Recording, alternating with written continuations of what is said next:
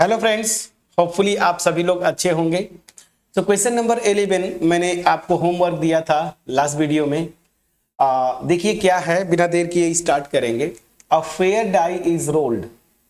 ठीक, तो पहले आपको मैंने बोला ना, प्रोबेबिलिटी का कोई क्वेश्चन हो, खासकर कंडीशनल प्रोबेबिलिटी हुआ और इसी का एप्लीकेशन मैं बोलूंगा बेस थ्योरम या फिर मल्टीप्लिकेशन थ्योरम ऑफ प्रोबेबिलिटी।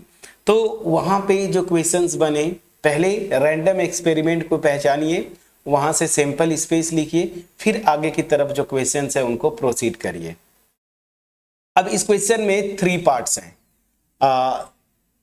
इन पे मतलब 3 पार्ट्स मींस 3 क्वेश्चंस बन जाएंगे, तो 1 बाय 1 करेंगे।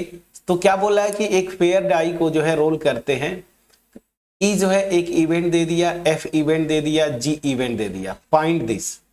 अब यहां पे देखिए, सबसे पहले मैं सॉल्यूशन स्टार्ट करता हूं। सो क्वेश्चन 11 का सॉल्यूशन हम स्टार्ट करने जा रहे हैं। अब चलिए यहां पे ध्यान दीजिए, आपका जो सिंपल स्पेस होगा, अगर एक डाई को रोल करते हैं तो आउटकम क्या होते हैं, 1 2 3 4 5 एंड 6, ये आउटकम्स है। अब यहां पे ई भी दे दिया, एफ भी दे दिया, जी भी दे दिया, तो आपको बहुत कुछ टेंशन लेने की जरूरत नहीं है। 1 बाय 1 करते जाएंगे। फर्स्ट जो पार्ट है उसमें मैं आता हूं। आपसे पूछ क्या रहा है, यहां पे ध्यान दीजिएगा, conditional probability of event E given event F. Please check करिए, आपको कंडीशनल प्रोबेबिलिटी निकालना है इवेंट ई का गिवन इवेंट एफ। फार्मूला पहले लिख लीजिए, उसके बाद फिर जो है आप आगे प्रोसीड करिएगा। तो ये प्रोबेबिलिटी क्या होगा, ई इंटरसेक्शन एफ, ठीक है ना, and N of F. Please check करिए।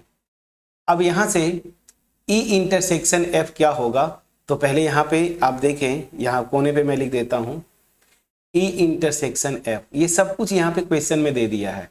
ई और एफ में कॉमन क्या है, देखिए केवल और केवल 3 कॉमन है। प्लीज चेक करिएगा। तो यहां पे ये हो गया 1 divided by N of F. F में कितने एलिमेंट्स है, 2।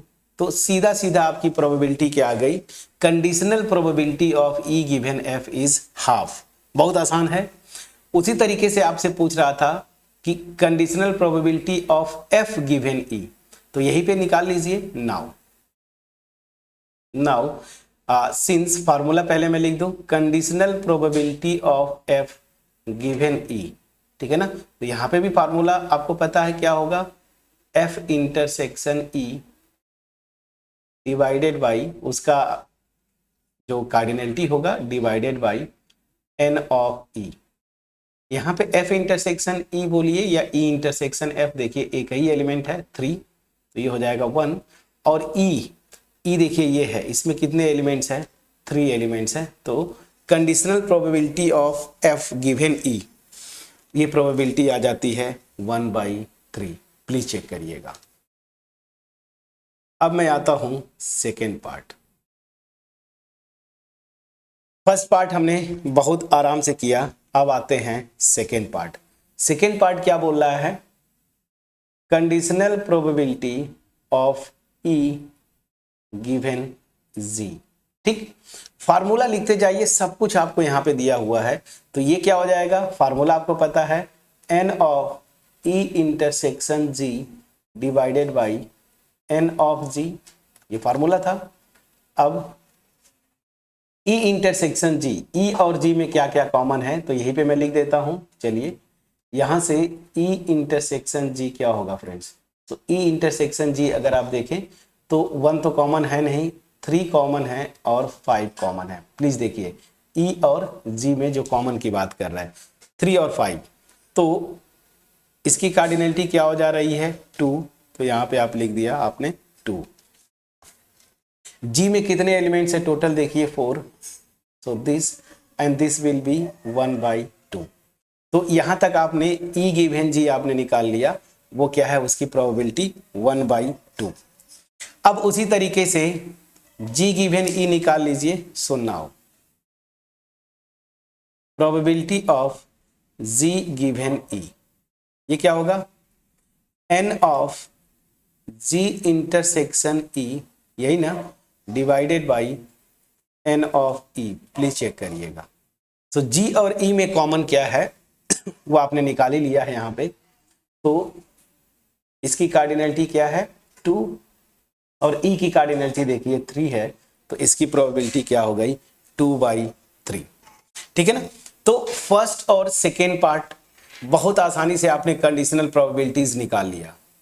अब ध्यान दीजिए यहां पे जो सबसे इंपॉर्टेंट अब आने वाला है वो क्या है, थर्ड पार्ट। थर्ड पार्ट में जो मैंने फार्मूला याद करिए बताया था वो फार्मूला यहां पे यूज होगा। अगर आपने नहीं देखी है इंट्रोडक्शन वीडियो, इसीलिए मैं बोलता हूं, बार बार मैं बोलता हूं कि पहले इंट्रोडक्शन वीडियोस देखा करें, वहां पे जो फार्मूले आएंगे वो ऑलरेडी मैं बता चुका हूं। देखिए क्या है, मैं एक बार यहां पे लिख देता हूं ताकि आपको यूज हो पाए। देखिए यहीं पे मैं ऐसे करके लिख देता हूं। मैंने बोला था प्रोबेबिलिटी ऑफ, मतलब conditional probability A union B का, और गिवन कोई भी एक इवेंट है, मैंने वहां पे शायद एफ लिखा था, तो एफ ये क्या होता है, मैंने आपको बोला था ना कि जो एडिशन थ्योरम ऑफ प्रोबेबिलिटी है वो पूरा लिख दीजिए, बस वहां पे गिवन एफ वाला कंडीशन लगा दीजिए। तो A given F plus P of B given F minus P of A intersection B given F. Please check करिए, ये फार्मूला था, ठीक है, ये था। अब चलिए, अब ये फार्मूला आपको लगाना है, ठीक है ना, ये फार्मूला मैंने बताया था। अब इसी को मैं चलिए बाद में इरेज करूंगा, पहले यहां पे जो क्वेश्चन में है उसको पहले लिखते हैं। तो आपसे क्या पूछ रहा है, पहले ये आइए, आपसे पूछ रहा है conditional probability of E union F, ठीक है ना, गिवन जी। प्लीज चेक करिएगा, फार्मूला फटाफट लगाइए। तो यहां पे क्या होगा देखिए, ई के ए के प्लेस पे ई रखिए और बी के प्लेस पे एफ, और यहां पे जो एफ है उसकी जगह पे जी है। तो क्या हो जाएगा, सिंपल सा, आप तो याद हो गया होगा formula, conditional probability of E given G plus conditional probability of F given G, ठीक है ना, और माइनस कंडीशनल प्रोबेबिलिटी ऑफ इनका इंटरसेक्शन। प्लीज चेक करिएगा, this given G. Please check करिएगा। तो ये क्या हो जाएगा, यहां पे आते हैं, एक एक आपने इंफॉर्मेशन निकाल रखा है। ई गिवन जी ना, conditional probability of E given G, देखिए यहां सेकेंड पार्ट में आपने निकाला है हाफ, एक एक वैल्यूज यहीं पे रख देनी है। तो ई गिवन जी क्या है, हाफ, सो यहां से आ जाएगा half plus conditional probability of F given G, तो ये भी कहीं निकाले होंगे, conditional probability of F given G नहीं निकाला आपने, अच्छा एफ गिवन जी आपने नहीं निकाला था, तो यहाँ पे एफ गिवन जी निकालना पड़ेगा, ठीक है ना, एफ गिवन जी। चलिए अब तो निकालना पड़ेगा, कोने में निकाल लीजिए यहीं पे। चलिए कंडीशनल प्रोबेबिलिटी ऑफ, या मैं डायरेक्ट यहीं पे लिखते जाता हूं ना, अलग से क्यों करूं, ये क्या होगा, N of F intersection G, please check करिएगा, divided by N of G minus, ये प्रोबेबिलिटी क्या हो जाएगी, कंडीशनल प्रोबेबिलिटी, तो एन ऑफ, प्लीज चेक करिएगा, ई इंटरसेक्शन एफ, इसको एक इवेंट मानिए, intersection G by formula friends, divided by N of G. कितना आसानी से आप कर ले जाएंगे। चलिए अब 1 बाई 1 ये सारे इंफॉर्मेशन आपको पता है, सो प्लस एफ इंटरसेक्शन जी, यहां से निकाले, देखिए एफ और जी में क्या क्या कॉमन है, तो एफ और जी में देखिए 2 और 3 कॉमन है ना, देखिए 2 और 3, मतलब इस यहां पे मैं लिख दूं, चलिए एफ इंटरसेक्शन जी अगर बात करते हैं तो 2 और 3 कॉमन है, तो इसकी कार्डिनलिटी क्या हो जाएगी 2। प्लीज चेक करिएगा, तो यहां पे आप रख देंगे 2 डिवाइडेड बाई जी की कार्डिनलिटी, जी की कार्डिनलिटी आपको यहां पे 4 है, प्लीज चेक करिएगा, तो जी की कार्डिनलिटी आपने 4 रख दिया। एक एक चीज बस रखते जाइए फार्मूले में, माइनस, अब जरा यहां पे देखिए ई इंटरसेक्शन एफ इंटरसेक्शन जी, ई, एफ और जी इन तीनों में कॉमन ना, तो यही से देख लीजिए, कोई एक ले लीजिए, ये ले लीजिए आप, और इसके साथ एफ का इंटरसेक्शन, तो इसके साथ इंटरसेक्शन निकालेंगे तो केवल और केवल एक ही होगा। दैट मीन्स मैं यहाँ पे बोलना क्या चाहता हूँ, ई इंटरसेक्शन एफ इंटरसेक्शन जी, इसमें केवल और केवल एक एलिमेंट कॉमन आएगा, वो क्या है फ्रेंड्स, 3। तो इसकी कार्डिनलिटी क्या हो जाएगी, देखिए यही से ये वाली, ये हो जाएगा 1 ना, इसमें केवल और केवल एक एलिमेंट कॉमन है, मतलब कार्डिनलिटी 1 है ना, प्लीज चेक करिएगा। और जी की कार्डिनलिटी 4 दिया हुआ है, प्लीज चेक करिए। अब बस सॉल्व कर लीजिए, एलसीएम लेंगे 4, यहां आ जाएगा 2 + 2 - 1, तो कितना आ जाएगा 3/4, प्लीज चेक करिएगा। तो ये आ जाएगा 3/4 किसका conditional probability, E union F का कंडीशनल प्रोबेबिलिटी, प्लीज चेक करिएगा, ये आ गया।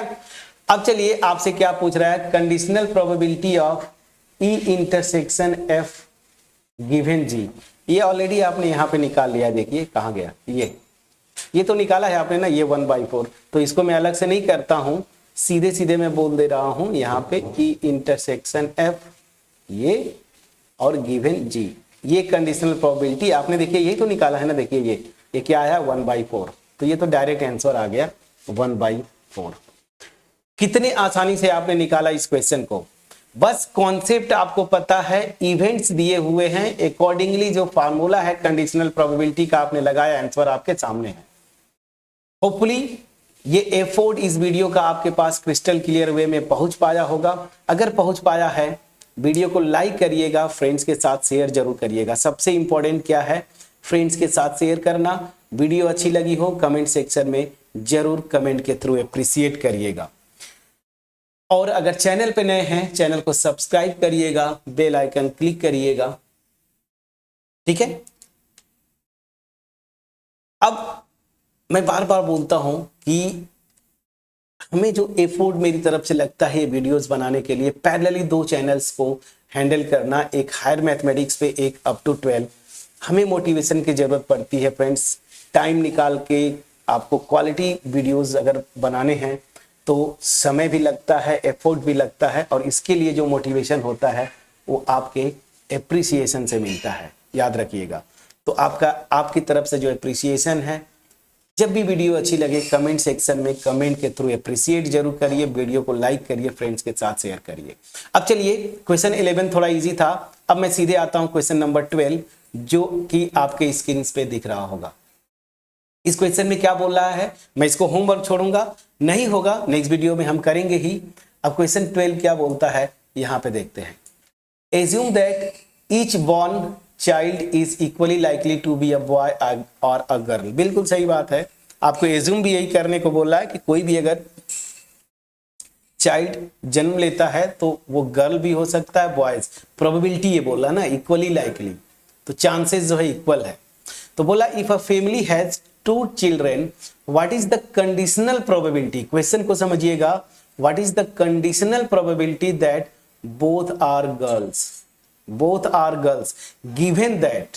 अब यहां पे जो गिवन दैट मतलब कंडीशन लगा रहा है कि the youngest is a girl, और यहां पे सेकेंड पार्ट में क्या बोला है, एटलीस्ट 1 इज अ गर्ल, ठीक है। तो यहां पे ई जो लेंगे, मैं हिंट देता हूं, जो क्वेश्चन में बोल रहा है ना कि बोथ जो चिल्ड्रेन है बोथ आर गर्ल्स, ये इसको आप ले लीजिएगा। इवेंट ई और एफ को हर पार्ट में, अगर फर्स्ट पार्ट कर रहे हैं तो एफ को लेंगे, यंगेस्ट जो बॉर्न चाइल्ड है, ठीक है ना, यंगेस्ट वो क्या है, गर्ल है, इज गर्ल। और अगर सेकेंड पार्ट लेते हैं तो एटलीस्ट 1 इज अ गर्ल, उस केस में एफ को बोलेंगे, और आप यहां से सॉल्व करिएगा। आपको सिंपल स्पेस बनाना पड़ेगा, मैं आपको बार बार बोल रहा हूं कि सिंपल स्पेस बनाने में एक्सपर्ट होना पड़ेगा, तभी आप जो लेवल के क्वेश्चंस बनते हैं वो आप कर पाएंगे, चाहे यहाँ पे मल्टीप्लिकेशन थ्योरम ऑफ प्रोबेबिलिटी या फिर बेस थ्योरम। तो सिंपल स्पेस जरूर बनाइए, ये तो मैं बनाऊंगा नहीं, आपको इतना होमवर्क दे के छोड़ता हूं। मिलते हैं नेक्स्ट वीडियो में जहां पे क्वेश्चन 12 हम सॉल्व करेंगे, तब तक अपना ख्याल रखें, पढ़ाई करते रहें। Thank you so much.